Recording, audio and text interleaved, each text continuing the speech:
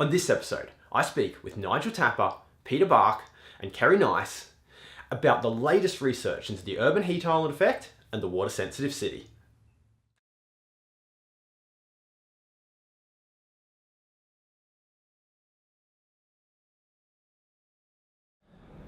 Hi everyone, and welcome back to Ideanthro. For our episode with possibly more guests than we've ever had before, and this is because we're talking the big and interesting topic of urban heat island and what the CRC for water sensitive cities has been doing in this space, has produced and is going to be continuing to produce over the next couple of years. So we have three guests with us. Starting on this side, we have Kerry Nice, then we have Nigel Tapper, and we have Peter Bark. Am I getting better with your last name? I think you are. Yeah, sweet. So we're going to touch off, we've got a few different angles to explore of this. But Nigel, you're going to lead off with a bit of context about urban heat island, what the CRC's been doing. So. Yes, okay. Well, I'll start off by saying that if you'd spoken to me about 10 or 15 years ago, I would have said, urban heat and urban climate and urban heat islands were distinctly unsexy. People weren't really interested at all. But what really made a big difference was what we call the millennium drought in Australia. Okay. And that was fundamentally a period of 10 years of really low rainfall, particularly in the southeast, when some of the major cities almost ran out of water, and where we had massive issues with water supply, with heat mortality, with a whole range of things, bushfires and so on.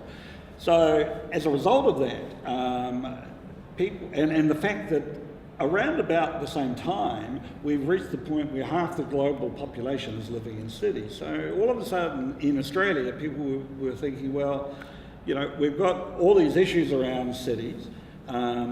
More in Australia, well over half the population, it's more like 90% of people live in the cities. Yep. So there are opportunities for us to do things to improve urban climate where most people are living, also to improve water supply for a large proportion of the Australian population and so on. And how can we go about doing all of that? And so that was the evolution of the CRC for water sensitive cities. And the bringing together of disciplines that are quite disparate but have some common linkages in a sense, things like water engineering and climate science and social science and so on, all about solving these wicked problems around climate change, heat and urbanisation. Okay, so that's good context. And so today, because the CRC's been running for 5-6 years in that order now, obviously there's been some fundamental research done to start to to tease this problem apart. What would be the snippets of what is out there already that people can make use of in this space? Okay, well, I guess the key thing for us was that we were able to identify that if you could reduce city temperatures even by a small amount, by 1 or 2 or 3 degrees, then you have the potential to save lives, because in urban environments in extreme heat, people die, particularly the elderly and the vulnerable. So having identified that, then that was a perfect lead into, well, what can we do to change urban design practice? How can we incorporate water and other cooling mechanisms into the city in a way that we can improve livability and health outcomes for city people? And water's important because water itself can cause cooling, but water also facilitates vegetation that causes cooling. Absolutely. This is where this ties in nicely then to the rest of the water sensitive city concept here. Okay, so that started to identify those things. When it comes to today, and so say if someone's interested in the urban heat island, maybe they've got a project where they're conceptually saying, okay, we're doing this, but we want to get a handle on, well, how much benefit is this particular project, or maybe in this particular area, if we did want to improve the urban heat island effect, how much benefit could that have? Is this where we throw towards the water sensitive toolkit? Is that where that discussion and kind of you come in, Peter? It is certainly a solution. Okay. And the toolkit's been under development since the early days of the CRC, and with really the aim of how do we assess the multiple benefits that water-sensitive urban design can bring. Urban heat island mitigation is just one of the many examples. but it has been a very prominent part of the toolkit because a lot of the early research that has been coming out of Nigel's group. And so the toolkit itself, currently, so I've been leading it for the last 2 years, and we basically focused on making sure that we can get a lot of the microclimate work pretty ready, for industry to start using and assessing the benefits of water-sensitive urban design, green infrastructure in mitigating urban heat. And currently the version that's in there is pretty simple, which is actually a pretty big achievement given that historically, and Kerry, you can probably add to this later on, that a lot of microclimate models are quite complex. So it's based on this idea that land surface temperatures, which is very related to the urban form and the built environment, will have a very important impact on the air temperatures as a result of that. And that by putting in water-sensitive features, you're essentially changing the land surface cover. So, if you're putting street trees in, you're providing that canopy cover over a road. If you're putting in a water body in a park, that's essentially replacing either dry or semi-irrigated grass with a much larger water body for evaporative cooling. Yep. So the toolkit itself took the simple concept and through a long collaboration with Nigel's group and the toolkit team, we were able to create a nice and visual module that allowed practitioners to quickly assess what the likely temperature distributions are across an urban environment, whether it's existing or new, and then to sort of play in a very interactive interface with different ways of mitigating urban heat, whether it's replacing a roof with a green roof or putting street trees in. Okay, so I like the reason this excites me, and since we met a couple of weeks ago and talked about a few different things, the reason this has caught my attention and excites me is I look at the journey from a stormwater quality point of view and go, okay, that was foundational research about how hydrology and how pollutants work, and then that enabled people to build music, the model, which fundamentally then allowed people to set stormwater objectives and drove all this investment from the private sector in stormwater quality treatment and the like. And so I can see starting to emerge here the same pattern. We've done foundational research about Urban Heat Island. That's informed the first generation model.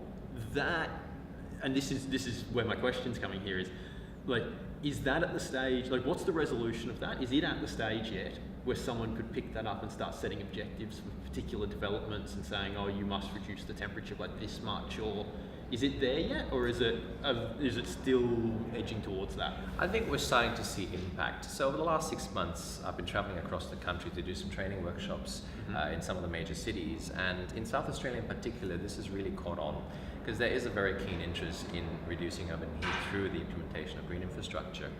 And we had a session today at the conference where Melissa Bradley, who's with Water Sensitive SA, talked about the impact that the toolkit has created. It's provided a means for councils to now start at least suggesting or implementing in their own policy some form of microclimate assessment whenever someone is proposing a new green infrastructure solution. Gotcha. So there is some impact happening, which is really hopeful. This I like, and this I really like, because for years we've talked about these multiple benefits of water-sensitive urban design or the water-sensitive city, but we've really had just the hard and fast tool to do the stormwater quality aspect of it, and the others have been left a little off the side. But it's so nice to see another one emerging up beside it. I think this could be really, really powerful as it continues. Which then I suppose brings us to where is this emerging? So we've got a current model, but there's still research and there's still science going on, still more modelling going on, Kerry. So what's happening in that space, heading in towards tranche 2 of the space? Because you're deep in the model. We have spent a couple years coming up with different models to look at, especially vegetation, has not really been looked at a micro scale in models. It's such a new emerging field.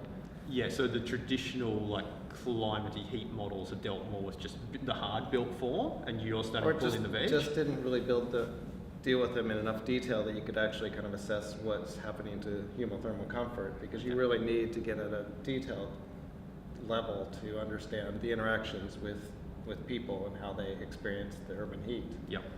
And so we're just kind of getting the models at this point. And I'm really excited to get this new model into the toolkit, because climate modeling is really complicated. Yep. And people aren't going to do it. So it's just going to sit in a research box until we get it into this interface that's accessible, that people can use and start exploring questions, because they're going to have a lot more interesting questions than we come up with, because they're doing real life things, and they're going to be able to. And this is it. And again, using like music as an analogy, music has a simple, user-friendly interface that allows people to run what, you know, it's got its limitations, right? But to run what fundamentally is a pretty powerful hydrologic and water quality model. So I like where that's And we're finding the balance of, this is super accurate and super detailed, and this is usable, and this is giving people the information that they need. That's, you know, maybe it's not absolutely perfect, but it's good enough to make some really good decisions to prioritize and plan. It's about looking at directions of change. You might, you know, the microclimate model might not be able to predict to the 0.1 of a degree what the impact's going to be, but the direction's going to be correct, and the incremental stuff's going to be there, and you'll be able to see that. And from a modeling perspective, I guess if you want to really start talking about good modeling practice and good design as a result of that, you know, we needed a model in the toolkit to do a high level assessment, to even get to the stage where we can start doing detailed design, to build that business case, so that we can then bring in our more sophisticated models and start exploring the real, you know, detailed solution to what we want. Is it one of those cases where until you've had a first bit of a crack at it, you sort of don't know what exactly you want and what everyone else wants to then go at it again? Exactly. And there's a process that we've gone through here, because, you know, to go straight to building a model with no reflection on real observations is really poor practice. So we went through a graduated process of doing observational work at a range of scales, remote sensing at a range of scales, and then evaluation of the models that were available, then realising what the limitations there were, and then building our own models to fill the gaps. And in particular at the level of complexity that our users, our industry users can use. It's no good building something that's absolutely whiz-bang flash, but you know, never get used. Never get used. Of research. If the entry, like the bar to entry is too high, it's or just stuff we'll publish in some journal that a local council is not going to read. Exactly. Yeah. Okay. So look, that's a nice synthesis. I suppose then the question is for anyone watching this who's like, oh, okay, I want to pick this up and play with this or know more. Where do people go to find out more? Why don't we start with the current tool, because that's what's there. Where do people go for that? So the CRC's established a new program called the Tools and Products, and I think they're going to be releasing the toolkit for a beta testing phase. Okay. So I guess if you're interested, contact the CRC, you know, either one of the capacity building partners of the CRC or the people in the CRC directly who are in the TAPS program. Okay. And if you want to know about the science research that influenced the development of the tools, then you can also go to the CRC website or come to us as individuals, and we can point you in the direction of the referee journal literature that's available on all of this stuff. And there's also a lot of more accessible reports on the CRC website that summarize the literature. Yeah, because the CRC does a good job of that. You know, it's still detailed, but it's not a journal article. So it's scientific and robust, but it's not. Yep. Yeah, I like it. I really like that. Okay. Any final thoughts before we call that there? No? We're all good? No, okay. Thanks for the opportunity. Thank you. Yeah, thank you all. That was really good. Excellent. Cool. We'll see you later.